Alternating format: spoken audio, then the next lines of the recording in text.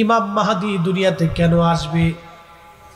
অন্যায়, অত্যাচার, জুলুম পৃথিবীতে দাফন করার জন্য আল্লাহ ইমাম মাহদীকে দুনিয়াতে পাঠাবে। আজকে সারা বাংলাদেশ না, সারা পৃথিবীতে অন্যায় হয়, জুলুম হয়। ৭৫ বছর ধরে ফিলিস্তিনের মুসলমানদেরকে ইসরায়েল ৭৫ বছর ধরে গুলি করে করে বোমা মেরে মেরে মারতেছে। আহা, ৭৫ বছরে 10 লক্ষ ফিলিস্তিনের বাড়িঘর ইসরায়েল নিয়ে চলে গেল।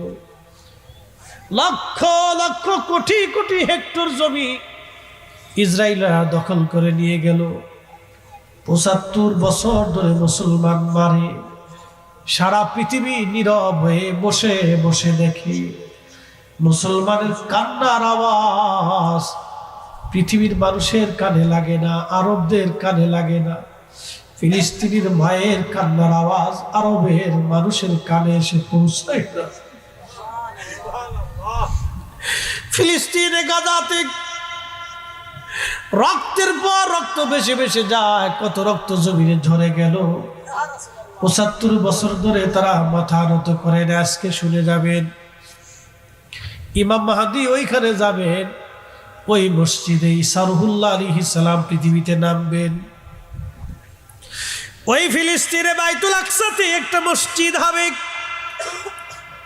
ওই জায়গাকে শাম বলা হয়, বর্তমানে সিরিয়া, এরপরে জর্দান, এরপরে ফিলিস্তিন, লেবানন, লিবিয়া, মিশরের এক অংশ সহ এই পুরা অংশটাকে আগে শাম বলা হতো। শাম, এই শাম বলা হতো, পরে হলো সিরিয়া। এই সিরিয়ার রাজধানী হলো দামেস্ক। আর এই পুরা অঞ্চলটাকে আগে শাম বলা হতো। যেমন বাংলাদেশ, মায়ানমারের এক অংশ, রাখাইন থেকে শুরু করে নেপাল এবং ভুটান, ভারত, পাকিস্তান, মালদ্বীপ, এই পুরা অঞ্চলটাকে আগে ভারতবর্ষ বলা হতো। সিরিয়া দিয়ে, ফিলিস্তিন দিয়ে বিরাট একটা অংশকে আগে শাম বলা হতো। এই বাইতুল আকসার পাশে একটা মসজিদ হবে সাদা। এই মসজিদে হযরত ঈসা রুহুল্লাহ আলাইহিস সালাম 2 ফেরেশতার কাঁধে ভর দিয়ে তিনি পৃথিবীতে অবতরণ করবেন। নবী হয়ে না, আখিরি নবীর উম্মত হয়ে আল্লাহ তাদের দুনিয়াতে পাঠাই দিবে। জোরে বলা যাবে কি ইয়া রাসূলুল্লাহ।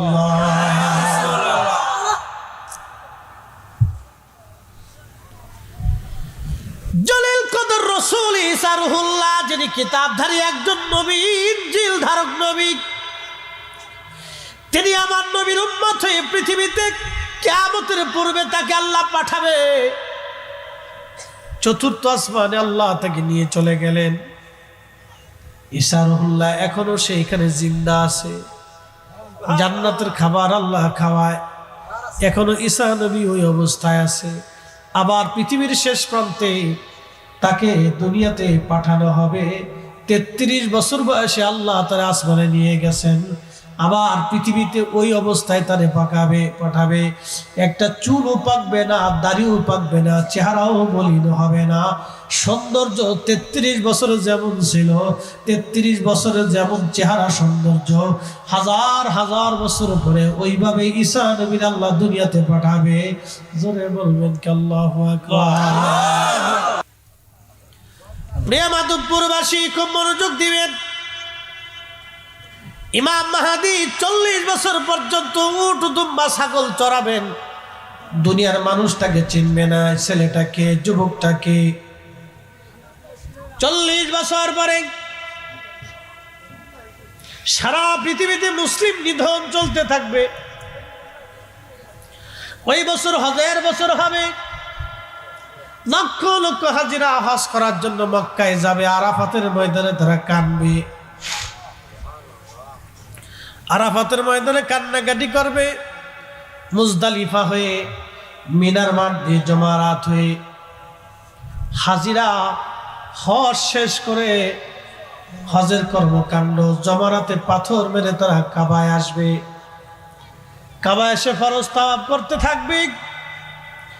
ওই ফরজ তাওয়াফ করার সময় ইমাম মাহদী আলাইহিস সালাম তিনি তাওয়াফ করতে থাকবে। জোরে বলেন, জোরে জোরে জোরে। ইমাম মাহদী তাওয়াফ করবে, কিন্তু কোটি লক্ষ লক্ষ মুসলমান কারো চেহারার সাথে ইমাম মাহদী আলাইহিস সালামের চেহারার মিল হবে না। কারো সৌন্দর্যের সাথে, অঙ্গভঙ্গির সাথে কারো ইমাম মাহদীর মিল হবে না। ইমাম মাহদী একেবারে ভিন্ন হবে। বলে কারণ কি?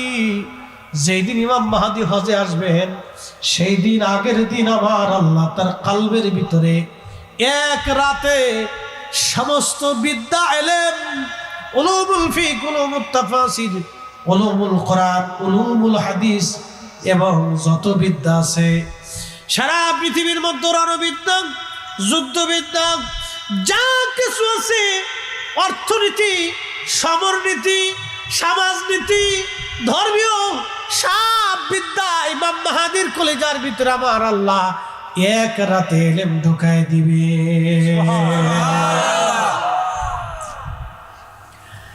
আল্লাহ তার রাসূলের বংশের একজন আওলাদ ইমাম মাহদীর কালবের ভিতরে যদি এক রাতে সমস্ত বিদ্যা আল্লাহ ঢুকিয়ে দিতে পারে, তাহলে বলেন তো, যে রক্তের উসিলায় ইমাম মাহদী হয়েছে, নবীর রক্ত ছাড়া মাহদী কখনো মাহদী হতে পারবে না। ঠিক কি না? যেই নবীর রসুলে, যেই নবীর নসলে, যেই নবীর রক্ত হওয়ার কারণে ইমাম মাহদী এত বড় দাম, যার রসুলের কারণে এক রাতে আল্লাহ 40 বছর পরে আমার আল্লাহ তার কালবের মধ্যে বিদ্যা ঢুকাই দিবেন। তাহলে বলেন তো, সেই নবীর এলেম কত? ওই নবীর এলেম নিয়ে যারা প্রশ্ন তোলে তারা কখনো মুমিন হতে পারে না। কথা কোন ঠিক কিনা? পৃথিবীতে দুইটা নদী আল্লাহ জান্নাত থেকে আসা। একটা নদীর নাম ফোরাত নদী, আর একটা নদীর নাম নীল নদী। কয়টা নদী? দুইটা নদী জান্নাত থেকে আসা। একটা নদীর নাম নীল নদ, আর একটা নদীর নাম ফোরাত। এই ফোরাতের তীরে পৃথিবীর সবচেয়ে বিভীষিকাময় কঠিন জুলুম সংঘটিত হয়েছিল। সেটা কারবালার ঘটনা। ইমাম হুসাইন রাদিয়াল্লাহু আনহুর সাথে নির্মম ভাবে সেই দিন সপরিবারে তাকে শহীদ করা হয়েছিল। আহা, ফোরাত নদীর পানি আজও প্রবাহিত হয়, কিয়ামত পর্যন্ত এই পানি বহমান থাকবে, কোনোদিন এই পানি শুকাবে না। কিন্তু একটা দিন এই পানি শুকায় যাবে। সহিহ বুখারীর কিতাবুল ফিতানের মধ্যে নবী বলেছেন, আল্লাহ রাসূল বলেছেন, কিয়ামতের আগে এই পানি শুকায় যাবে। পানি শুকাইয়া ফোরাত নদীর নিচ থেকে সামনের পাহাড় ভেসে আসবে। সুবহানাল্লাহ। এই পানি শুকিয়ে যাবে, পানির নিচে স্বর্ণের পাহাড় ভেসে আসবে। ওই স্বর্ণের পাহাড় দখলকে কেন্দ্র করে পৃথিবীতে মহাযুদ্ধ হবে, বিশ্বযুদ্ধ হবে, আর একটা মহাযুদ্ধ হবে। শুধু বিশ্বযুদ্ধ না, মহাযুদ্ধ হবে। প্রত্যেক 100 জন মানুষের ভিতরে 99 জন মানুষ যুদ্ধ করে করে মারা যাবে। 100 জন মানুষের ভিতরে 99 জন পৃথিবীর মানুষ মারা যাবে, একজন মানুষ পৃথিবীতে বেঁচে থাকবে। তারপর আমার আল্লাহ ইমাম মাহদীকে দুনিয়াতে পাঠাবেন। একবার জোরে বলা যাবে কি আল্লাহু আকবার। ও মাধবপুরের মুসলমান, ইমাম মাহদী দুনিয়াতে আসবে, সেই ঘটনা আজ আপনাদেরকে শোনাইতেছি। কারণ আল্লাহর নবী বলেন, ফাতেমা তুমি তোমার চোখের পানি মুছে ফেলে দাও, মুছে ফেলে দাও। এই জন্য তোমার 2টা সন্তানের রক্ত ধারা অনুযায়ী আল্লাহ এমন একজন ইমাম দুনিয়াতে পাঠাবে। আমি যেইভাবে কালেমার পতাকা আল্লাহর আকাশে উড্ডীন করেছি, আমার ইমাম মাহদী ওইভাবে সারা পৃথিবীর রন্দে রন্দে কালেমার পতাকা উড়াইবে। এমন ভাবে আমার মাহদী কালেমার পতাকা উড়াবে, পৃথিবীর এমন কোন জমিনের ইঞ্চি মাটি থাকবে না যেখানে কালেমার আযান পৌঁছায় না যাবে। একবার জোরে বলা যাবে কি ইয়া রাসূলুল্লাহ। আহলে বাইত রাসূলের দাম আছে না নাই? এটাকে আমি দিছি না আল্লাহ দিছে? শুনে যান আরো কত দাম এদের। প্রিয় মাধবপুরের মুসলমান, খুব মনোযোগ দিয়ে কথাগুলি শুনে যাবেন। ঈসা রুহুল্লাহ সরাসরি ওখান থেকে মুভ করবেন, মার্চ করবেন, মুসলমানদেরকে নিয়ে সেনাবাহিনী নিয়ে সরাসরি মক্কাতুল মুকাররমায় আসবেন। আজান হয়ে যাবে মক্কায়, দাঁড়িয়ে থাকবেন হেরেমে মাকাম ইব্রাহিমের সামনে, হাজরে আসওয়াদের পাশাপাশি হযরত ইমাম মাহদী একবার জোরে বলবেন আল্লাহু আকবার। ইমাম মাহদী আলাইহিস সালাম দাঁড়ানো থাকবেন, ঈসা রুহুল্লাহ আসবেন। ঈসা নবী আসার পরে নামাজের ওয়াক্ত ইমাম মাহদী আলাইহিস সালাম ডাক দেবেন, হে আল্লাহর নবী, যদি উম্মতের এই নবীর উম্মত হয়ে আপনি আসছেন, আপনি সম্মানিত, আজকে আপনি হেরেমে কাবাতে আপনি ইমাম হবেন, আমরা মুসল্লি হব। হযরত ঈসা নবী ডাক দিয়ে বলবে, ও মাহদী, হে ইমাম মাহদী, আমি এই উম্মতের মর্যাদার কথা শুনি, আমি আল্লাহর দরবারে এই নবীর উম্মত হওয়ার বাসনা করেছিলাম। এই উম্মতের মর্যাদা, এই উম্মতের দাম মর্যাদা শুনে আমি ঈসা নবী নবুয়ত থাকার পরেও আমি এই নবীর উম্মত হওয়ার বাসনা করেছিলাম, বারে বারে দোয়া করেছিলাম। আমার প্রবল আকাঙ্ক্ষাই, আমার ইচ্ছাই আমার মালিক, আমার আল্লাহ আমাকে এই নবীর উম্মত হিসেবে কবুল করেছে। আচ্ছা বলেন, এই উম্মতের দাম আল্লাহ এত দিলেন বিড়ি টানার জন্য, ঘুষ খাওয়ার জন্য, সুদ খাওয়ার জন্য, নেশা করার জন্য, মদ খাওয়ার জন্য, অকাম কুকাম করার জন্য, অন্যের জমি দখল করার জন্য, অন্যের মাল কেড়ে খাওয়ার জন্য।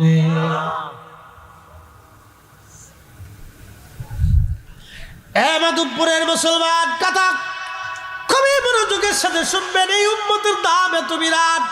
ঈসা রুহুল্লাহ ডাক দিয়ে বলবে, ও ইমাম মাহদী, এই উম্মতের মর্যাদার কথা শুনে আমি নবী হওয়া সত্ত্বেও আল্লাহর দরবারে উম্মতের বাসনা নিয়ে আল্লাহ আমাকে এই উম্মত বানিয়ে পাঠিয়েছে, এই উম্মতের ইমামতি করার জন্য না, এই উম্মতের মাহদীর পিছনে নামাজ পড়ার জন্য।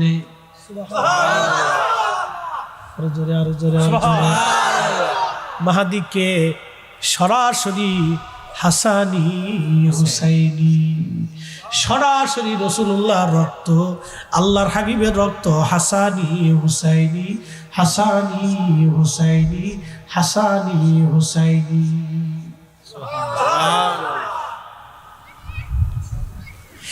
আমার নবীর রক্ত হওয়ার কারণে ইমাম মাহদীর যদি এত দাম হয়, ঈসা নবী যদি ইমাম মাহদীকে এত সম্মান করেন, তাহলে বলেন তো এই উম্মতের শাহজালালের দাম কত? হযরত ঈসা রুহুল্লাহ ডাক দিয়ে বলতেছে, মাহদী, আপনার পিছনে নামাজ পড়ার জন্য আসছি, আজকে হেরেমে আপনি ইমাম হবেন, আপনার পিছনে আমি ঈসা রুহুল্লাহ আলাইহিস সালাম ইক্তেদা করব। এই উম্মতের এত যদি দাম হয়, তাহলে শাহজালাল রহমতুল্লাহের দাম কত? কথা কন না কা? খাজা বাবা আজমিরের দাম কত? হুজুর মুজাদ্দিদ আল ফুসানির দাম কত? হুজুর গাউসে পাকের দাম কত? তিনিও হাসানি হুসাইনি। কথা কন না কেন? খাজা আজমিরি, সঞ্জরি, হাসানি হুসাইনি কত দাম, তাদের মর্যাদা কত। শাহজালাল ইয়ামানি হাসানি হুসাইনি, সিফা সালার হাসানি হুসাইনি, শাহ মুস্তাফা হাসানি হুসাইনি, অসংখ্য ওলি জমিন হাসানি হুসাইনি, নবীর আওলাদ, নবীর বংশধর, তাদের দাম কত? সবার মাজার দরগা ভাঙ্গা লাগবে না, শাহজালাল ইয়ামানি মুজাদ্দিদ রহমাতুল্লাহ দরগায় যদি হামলা হয়, তাহলে দেশের কোটি কোটি কোটি কোটি মুসলমান আল্লাহর ওলিদের জন্য জীবন দেওয়ার প্রস্তুত। কথা বলে হাত উঁচু করে বলেন, ঠিক কি?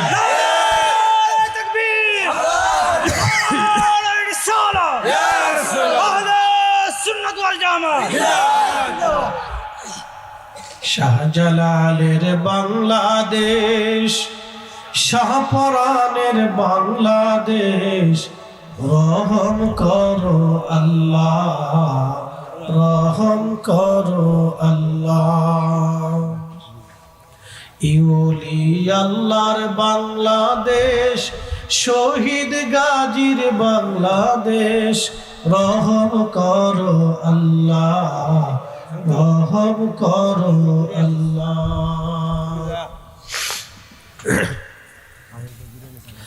হযরত ইমাম মাহদী দুনিয়াতে আসবে, তিনি কাবাতে নামাজ পড়াবেন।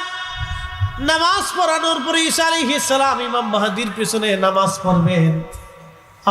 নামাজ শেষ করার পরে হযরত ঈসা রুহুল্লাহ মক্কা থেকে সরাসরি মদিনার দিকে রওনা হয়ে যাবেন। মক্কা থেকে সরাসরি মদিনায়। কোন জায়গা? যারা বলেন কোথায়? মদিনাতে। মুস্তাদরিক হাকিম লিসহিহাইনি, বিশুদ্ধ হাদিসি ইমাম যাহাবী রাহিমাহুল্লাহ থেকে শুরু করে বিশ্ববিখ্যাত ইমামরা হাদিসটাকে বিশুদ্ধ বলেছেন। আল্লাহর নবী ঈসা রুহুল্লাহ আলাইহিস সালাম সরাসরি রওনা করবেন। আল্লাহর নবীর মসজিদে নববীতে যে নামাজ তিনি পড়বেন না, সরাসরি সর্বপ্রথম আল্লাহর নবী রওজা মুবারকে হাজির হয়ে আল্লাহর হাবিবকে সালাম যখন দিতে থাকবেন, আসসালাতু আসসালামু আলাইকা ইয়া রাসূলুল্লাহ, উনার সাথে হাজার হাজার হাজার হাজার মুসলিম ওই সময় থাকবে। হযরতে ইমাম হাকিম লিখতেছেন, ঈসা রুহুল্লাহ যখন রওজা শরীফের পাশে দাঁড়ায় সালাম দিবে, সালাম দেওয়ার সঙ্গে সঙ্গে রওজা শরীফ থেকে ঈসা নবীর সালামের জবাব আমার নবী সুস্পষ্ট ভাবে নবীর জবানে নবীজি নিজে উত্তর দিতে থাকবে, আর হাজার হাজার মুসলমান সেই সালামের জবাব শুনতে থাকবে। একবার জোরে বলা যাবে আল্লাহু আকবার। তাহলে বলেন আমাদের নবী আসে না নাই? জিন্দা না মুর্দা? হায়াতুন নবী কি না? আমার নবী রওজা মুবারকে জিন্দা এখনো আছে, এখনো সালাম দিলে নবী সালামের জবাব শুনে, নবী সালাম শুনে জবাব দেয়। আল্লাহর নবী উম্মতের জন্য দোয়া করে, এখনো নবী আছে, তখনও নবী থাকবে। ঈসা নবীর সালামের জবাব আমার নবী স্পষ্টভাবে দিতে থাকবে, হাজার হাজার মুসলমান সেটা শুনতে পারবে। তাহলে নবীর জায়গা নবী আছে, অন্ধ চোখের জায়গা তোমার চোখ নাই, তুমি দেখো না, সেটা তোমার চোখের দোষ, আমার নবীর দোষ না। কথা কোন ঠিক কি না? হাজিরিন, জোয়াল ভাঙ্গার মুসলমান, ওয়াজ শেষ, আর কথা বাড়াবো না, আমি আর লম্বা বাড়াবো না, ইমাম মাহদী পর্যন্ত চলে গেলাম। আল্লাহ ইমাম মাহদী তিনি দাজ্জালকে ধ্বংস করবেন, পরাজিত করবেন। ইমাম মাহদী আলাইহিস সালাম দাজ্জালকে পরাজিত করবেন, সাথে ঈসা রুহুল্লাহ একসঙ্গে থাকবেন। পৃথিবীতে প্রলয়ঙ্করী মুসলমানের রক্তে এমন কোন জনপদ নাই রঞ্চিত না হবে সেই দিন। ইমাম মাহদী আলাইহিস সালাম মক্কায় তাওয়াফ করতে থাকবেন, তখন সারা মুসলমান তাওয়াফ করতে থাকবে আর জোরে জোরে কান্না করতে থাকবে। এই সময় ইমাম মাহদী আলাইহিস সালামের অঙ্গভঙ্গি এবং তার চেহারা দেখে মুসলমানরা বলবে, আপনি কি ইমাম মাহদী? চেহারার স্বরূপ, চুল থাকবে তার ঘাড় বাবড়ি, একসাথে বলবেন আল্লাহু আকবার। চুল থাকবে ঘাড়, যখন না ঘাড় মুক্তার দানার মতো, এত সুন্দর তার চেহারা হবে, এত সুন্দর। সারা মক্কাতে হাজীদের ভিতরে এত সুন্দর মানুষ কেউ পাবে না।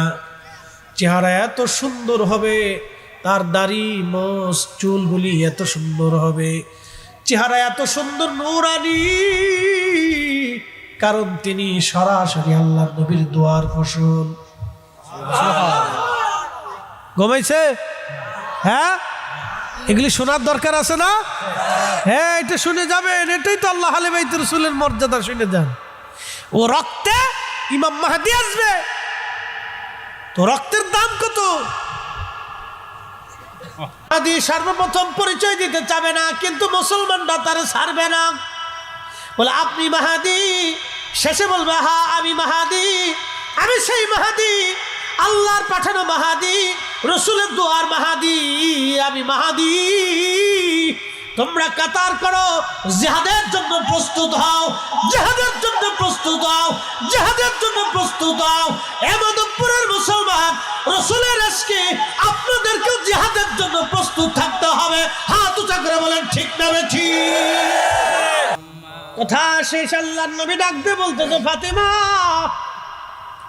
চোখের পানি তুমি মুছে দাও। ফাতেমা রে, আরো শুনে যাও, তোমার বাবার পরিবারের ভিতরে তোমার আত্মীয়র মধ্যে আল্লাহ একজনকে দিয়েছেন, তার নাম জাফর।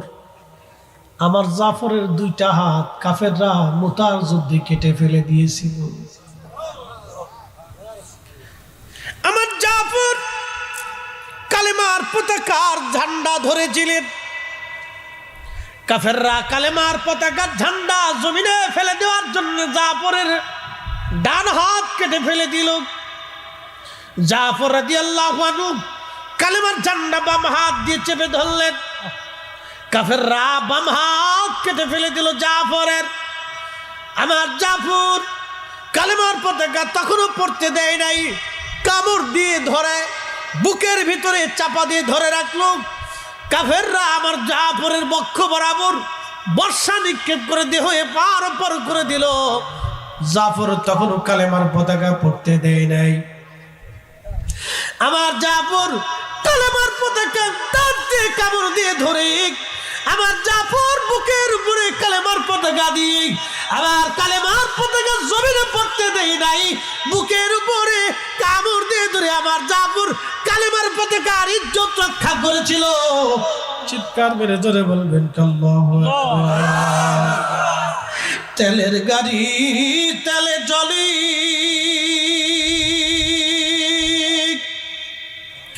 হাওয়ার গাড়ি হাওয়ায় উড়ে, বিনা তেলে চালায় গাড়ি নবী সুলাইমান। আমরা সেই মুসলমান, আমরা সেই মুসলমান।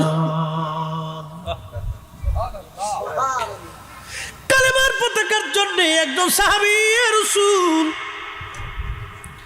আহলে বাইতে রাসূল ডান হাত কেটে ফেলে দিল, বাম হাত কেটে ফেলে দিল, কামড় দিয়ে চেপে ধরে পতাকা জমিনে পড়তে দেয় নাই। আল্লাহর নবী ডাক ডাকে, ফাতেমা চোখের পানি মুছে ফেলে দাও। তুমি জানো আমার জাফরের দুইটা হাতের বিনিময়ে আল্লাহ দুইটা পাখা বানাই দিয়েছে। ওই পাখা দিয়ে উড়ে উড়ে আমার জাফর তামাম জান্নাতের 8টা জান্নাতের যেখানে খুশি সেখানে আমার জাফর উড়ে উড়ে ঘুরে ঘুরে বেড়ায়। আমার জাফরের মতো এরকম কাউকে আল্লাহ মর্যাদা দেয় নাই। ফাতেমা রে, এটা আমার পরিবারকে আল্লাহ এই মর্যাদা দিয়েছে। শুধু নবীর নসলের কারণে যদি এত দাম হয় পরিবারের, তাহলে বুঝেন তো নবীর দাম কত। ওই রসুলের ইজ্জতের জন্য আমরা সুন্নিরা জীবন দেওয়ার জন্য প্রস্তুত আছি। হাত উঁচা করে বলেন ঠিক কিনা?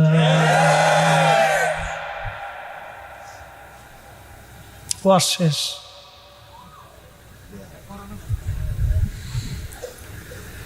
পাগল রে, বদরের প্রান্তরে মাত্র 313 জন ছিল, বেশি ছিল না।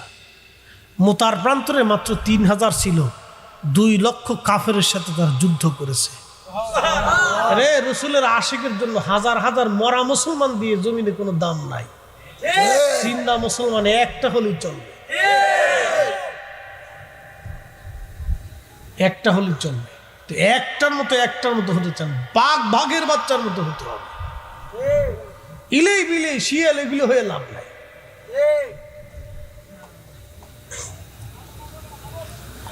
আল্লাহর নবী ডাক দিয়ে বলতেছে, ফাতেমা তোমার কানটা আমার মুখের কাছে লাগাও। ফাতেমা তোমার কান আমার মুখের কাছে লাগাও।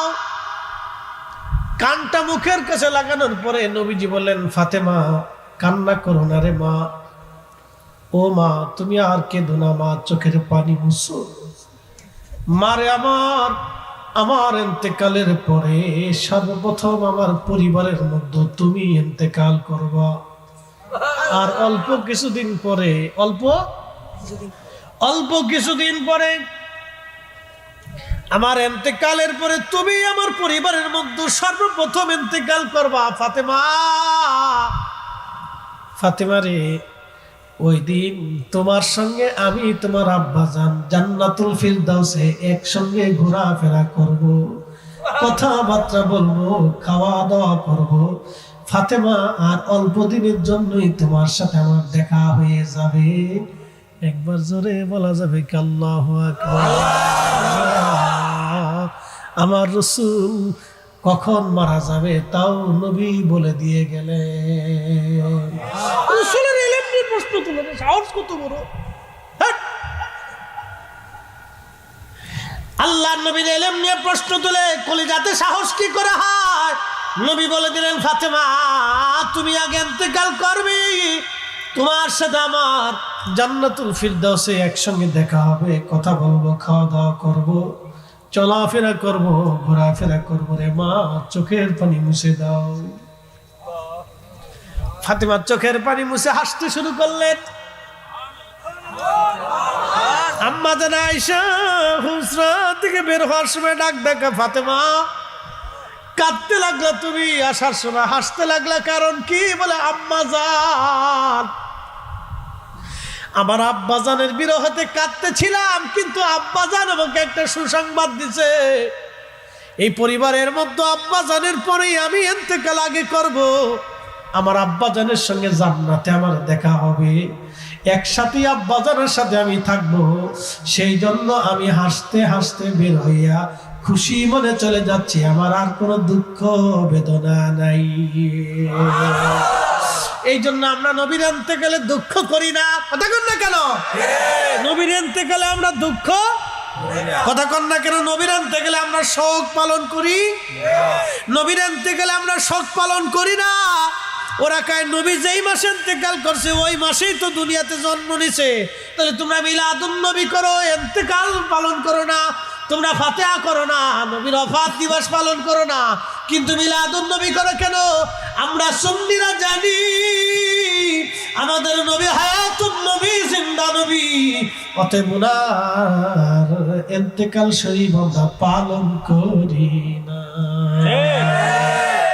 আল্লাহর হাবিব ডাক দিয়ে বললেন, ফাতেমা কি জন্য তুমি কাঁদো? ফাতেমা ডাক দিয়ে বলেন, আব্বাজান আপনার বিরহ বেদনা আমি সহ্য করতে পারবো না, আপনার বিরহ বেদনার জন্যে আমি ফাতেমা বসে বসে কান্না করি। আব্বাজান দুনিয়া থেকে আপনি যদি চলে যান, কে আমার সুখে দুঃখে আমার খোঁজ নিবি? বাড়িতে খাবার না থাকলে নবীজি ফাতেমার ঘরে নবী খাবার দিয়ে আসতেন, কন্যাকে খোঁজ না নিয়ে নবী খাবার খেতেন না। আজকে হাসান হুসাইন এতিম হয়ে যাবে, ফাতেমা আজকে এতিম হয়ে যাবে। ফাতেমা বলতেছে, আব্বা যান আপনার হাসান হুসাইন আজ এতিম হয়ে যাবে, নানা হারাইবে, কোনদিন আর তারা নানার আদর পাবে না দুনিয়াতে।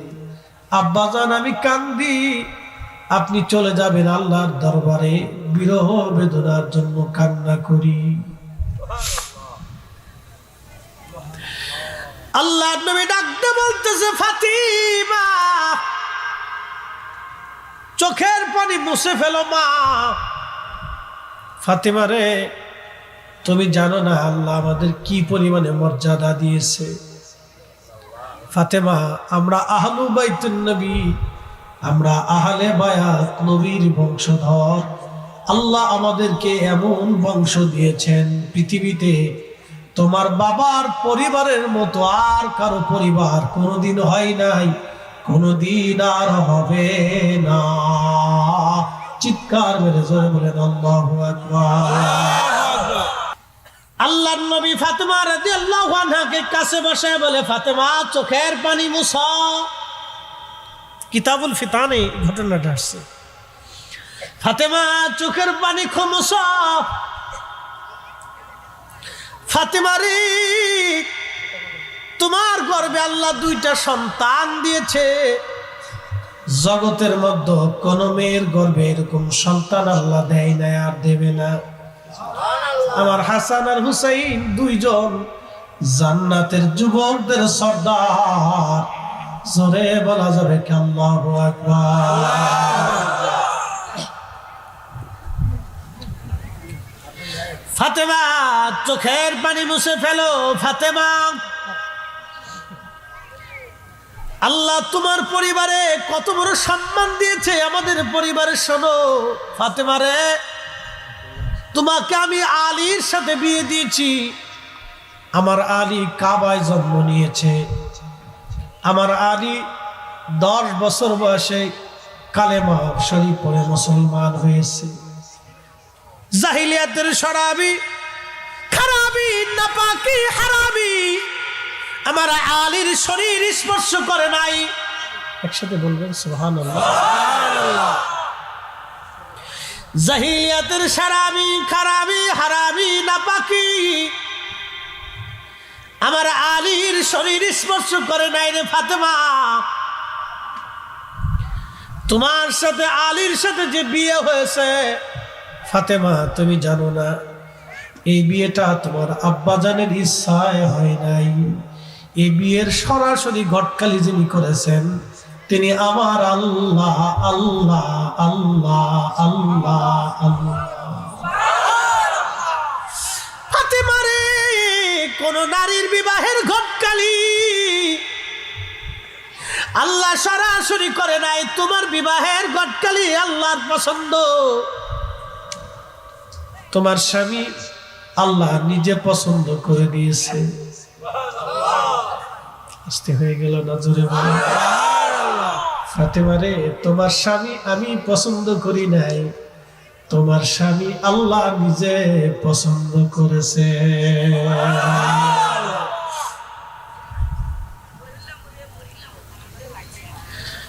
হাজরাতে ফাতেমা কেন ডাক দেখো, ফাতেমা রে চোখের পানি মুছে ফেলা। তোমার বাবার পরিবারের চাইতে শ্রেষ্ঠ পরিবার আর দুনিয়াতে নাই রে ফাতেমা। আল্লাহ আমাদেরকে আরো মর্যাদা দিয়েছে।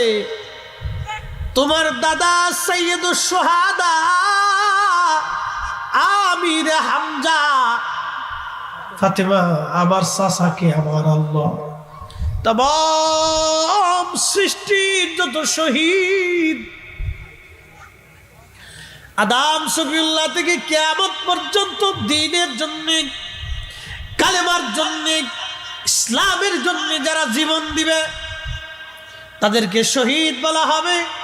কিন্তু আমার চাচা সব শহীদদের সর্দার সাইয়্যিদুশ শুহাদা আমির হামজা রাদিয়াল্লাহু আনহু।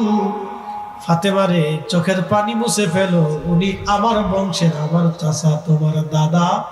একবার জোরে বলা যাবে কি মারহাবা। আল্লাহর নবী ডাক দিয়ে বলেন, ফাতেমা শোনো গো ফাতেমা, চোখের পানি তুমি মুছে ফেলে দাও।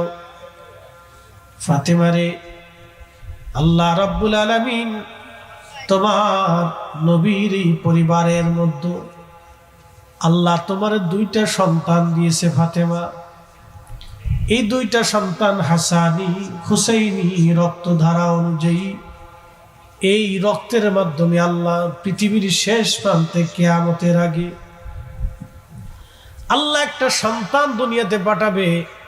এই সন্তানের নাম হবে মুহাম্মদ, বাবার নাম হবে আব্দুল্লাহ।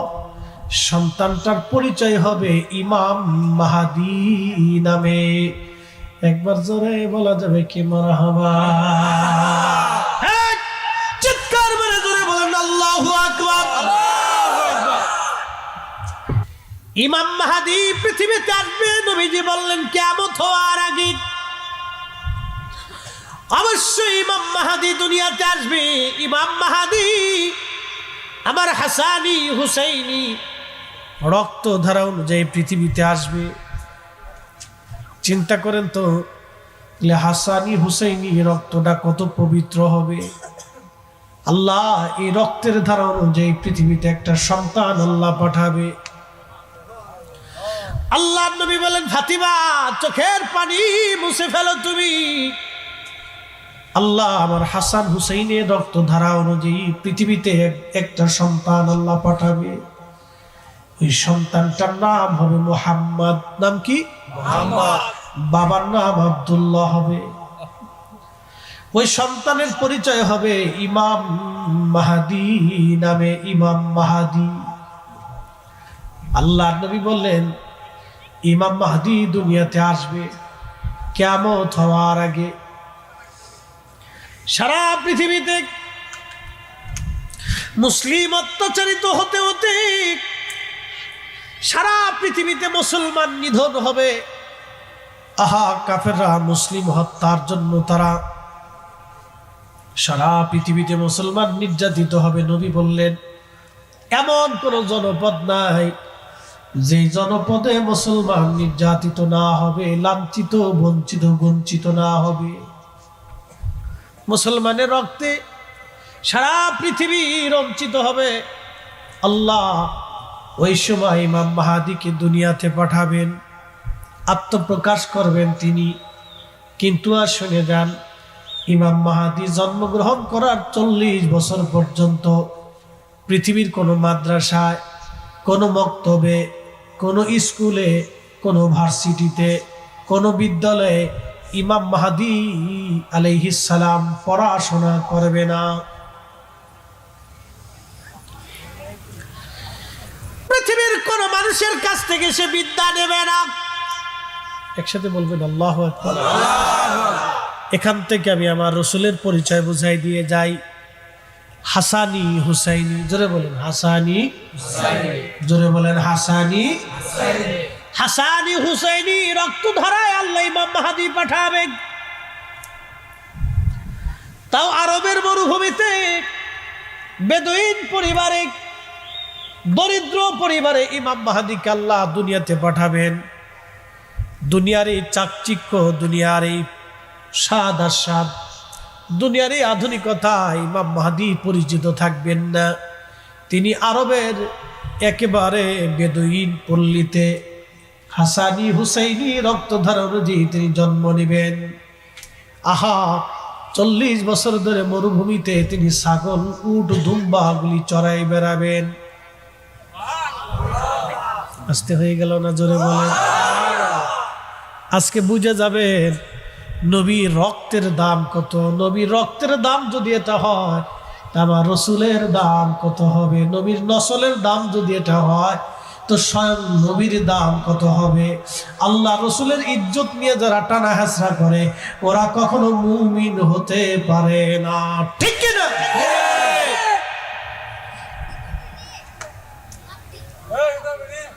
মাধবপুরের মুসলমান, জোয়াল ভাঙ্গার মুসলমান, মা বোনেরা, পুরুষেরা, যুবকরা ভালো করে আজ শুনে যাবেন, ইমাম মাহাদি দুনিয়াতে অবশ্যই আসবে। ফাতিমা শুনো রে ফাতিমা, তোমার এই আহলে বাইতে পরিবারের চাইতে দামি পরিবার আর পৃথিবীতে কারো নাই। এই পরিবারের দাম কত তুমি শুনে যাও রে ফাতেমা। তোমার আব্বা জানকে আল্লাহ সৃষ্টির মধ্যে, জগতের মধ্যে আল্লাহ সর্বশ্রেষ্ঠত্ব মর্যাদা আল্লাহ তোমার আব্বাকে দিয়েছে। ফাতিমা, আল্লাহ তোমারে 2টা সন্তান দিয়েছে। ফাতেমা, এই 2টা সন্তান আল হাসান ওয়াল হুসাইন সাইয়্যিদা শাবাবি আহলিল জান্নাহ। কোন মেয়ের গর্ভে আল্লাহ আমার হাসান হুসাইনের মতো সন্তান কখনো আর দেবে না, কখনো আর হয় নাই। সুবহানাল্লাহ। যদি না কন তাহলে বলবো আপনি কিপটে, কৃপণ। এরকম কৃপণ আপনার মতো আর দুনিয়াতে নাই। তাম পৃথিবীর মাটি খুঁজে হাসান আর হুসাইনের মতো 2টা সন্তান এনে দিতে পারবেন?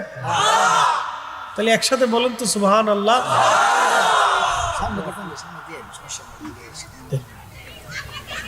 সাতো এটা আমরা লাগে, এটা আমাদের জাতীয় খাবার।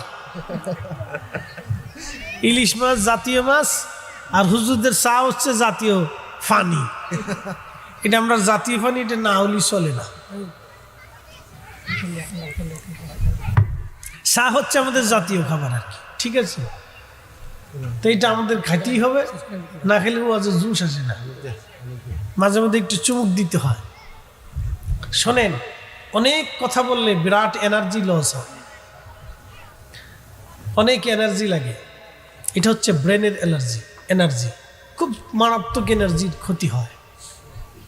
এই জন্য মাঝে মধ্যে চেক আপ দিলে দেখবেন অনেক বক্তাদের শারীরিক কোনো না কোনো কন্ডিশন, অসুস্থতা থাকে। আমি কয়েকদিন আগে বডি চেক দিছি, তা বললো যে সবই ঠিক আছে, রক্তে কোলেস্ট্রল বেশি, অ্যালার্জি বেশি, আর হচ্ছে আপনার পুষ্টির অভাব। আচ্ছা কোন আপনারা মানসি এমন তালে আমরা খাওয়ায়, তারপরেও আমরা পুষ্টির অভাব। আমি ডাক্তারে কই যে আপনি পাগল না মেশিন পাগল হচ্ছে, বলে পুষ্টির অভাব। আমি এত তালের খাবার খাইলাম জীবনে, এখনো পুষ্টির অভাব হয়ে গেছে কেন? তো তখন হিসাব করে দেখলাম যে আসলে এনার্জি লস হয়, অনেক এনার্জির দরকার হয়। তো যাই হোক, সেটা আল্লাহর ইচ্ছা, আমাদের কোনো ইচ্ছা নেই। তো একসাথে বলবেন আল্লাহু আকবার, আল্লাহু আকবার, আল্লাহু আকবার, ইয়া রাসূলুল্লাহ, ঘরে ঘরে জালো, ঘরে ঘরে জালো, ঘরে ঘরে জালো, ঘরে ঘরে জালো, আল্লাহু আকবার। আচ্ছা বলেন তো, পৃথিবীর সমস্ত মানব জাতি যদি আহলে বাইতে রসুলের বিরুদ্ধে ফতোয়া দেয়, আহলে বাইতে রসুলের মর্যাদা কমে যাবে? একসাথে বলেন, কমে যাবে? মুসলমান তাদের অন্তরে ভালোবাসা, আহলে বাইতে নবীর মহাব্বত তাদের অন্তর থেকে মুছে যাবে? পৃথিবীর কোন শক্তি আল্লাহ নবীর আহলে বাইতের মহাব্বত মুসলমানের কলিজা থেকে সরাইতে পারবে না, ঠিক কিনা?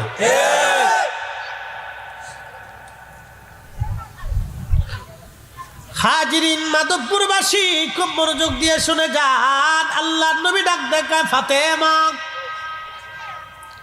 শেষ হয় নাই, শেষ করতে সময় লাগবে, আরো অন্তত 20 মিনিট সময় আমাকে দিতে পারবেন না ইনশাল্লাহ? ইনশাআল্লাহ। একটু মনোযোগ দেন। আহলে বাইতের নবীর ফজিলতটা, এই হাদিসটা আপনাদেরকে ইতিপূর্বে আমি শোনাই নি, আজকে শোনাচ্ছি। বাচ্চাদেরকে একটু সরাই দেন, ওদেরকে ওই তাবারকের প্যান্ডেলের কাছে নিয়ে যান। তাবারকের যে ডেক্সি আছে ওটার কাছে নিয়ে এখানে বসে তোরা মুরাকাবা কর, বসে বসে তসবি টিপতে থাক, দেখ আল্লাহ কোন সময় বরাতে রাখে। কি কথা খারাপ হয়েছে? সবাই ধরে নিয়ে তাবারকের এই ডেক্সির লোকে বসাই দিয়ে তসবি ধরাই দিয়ে জিকির জপতে থাক। ওরা এখানে যেমনি গল্প শুরু করছে, মনে হয় যে এখানে মাছের বাজার বসে গেছে। বাপরে বাপ, আল্লাহ কোন করে। একটু জবান খুলে দুরূদ শরীফ পড়ি, আল্লাহুম্মা সাল্লি আলা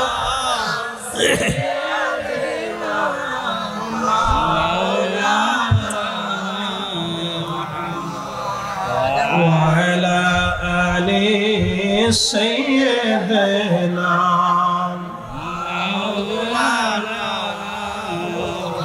একটু জিকির করেন, আল্লাহ আল্লাহ আল্লাহ আল্লাহ আল্লাহ আল্লাহ আল্লাহ আল্লাহ আল্লাহ আল্লাহ আল্লাহ আল্লাহ